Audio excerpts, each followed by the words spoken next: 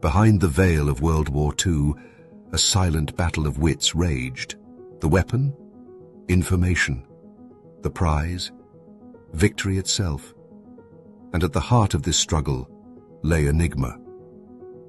The Enigma machine, a marvel of German engineering, was designed to encode messages so securely that it was believed to be unbreakable. The Germans placed so much faith in its power that they confidently broadcast their most secret military orders, believing no one could decipher them. But what they didn't anticipate was the genius of a British mathematician who would change the course of history, Alan Turing.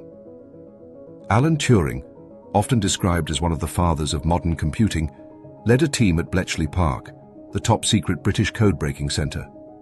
Alongside brilliant minds from across the world, they dedicated themselves to cracking the seemingly impenetrable Enigma codes. Turing's approach was methodical and relentless, but it wasn't just pure mathematics that led him to victory. It was his ability to think outside the box. The Enigma machine itself worked like a complex typewriter. Each time a key was pressed, an electrical circuit scrambled the letter through a series of rotating wheels, producing a different substitution each time. It wasn't just the mechanical complexity that made Enigma so effective, it was the way the machine changed settings daily, creating billions of possible letter combinations. But the British weren't the first to take on Enigma. Years before the war, Polish mathematicians, led by Marian Rejewski, made a crucial breakthrough, uncovering flaws in Enigma's design. They managed to reverse engineer an early version of the machine, laying the groundwork for Turing's later efforts. With the help of the Polish discoveries, Turing and his team could focus on a more advanced version of Enigma, used by the Germans during the war. Turing's brilliance lay not just in his theoretical knowledge, but in his practical innovations. He realized that rather than trying to solve the Enigma by brute force, they could exploit predictable patterns in German communications. These patterns, or cribs, provided clues about the daily settings of the machine. From this insight, Turing designed the Bombe, an electromechanical machine that could rapidly test different Enigma settings and uncover the correct combination. But the battle wasn't over. The German Navy's Enigma machines were more complex and used an additional rotor, making the encryption even harder to crack. The stakes were high. U-boats patrolled the Atlantic, sinking Allied ships, cutting off supply lines, and threatening the outcome of the war. Time was running out, and even Turing's Bombe struggled to keep up.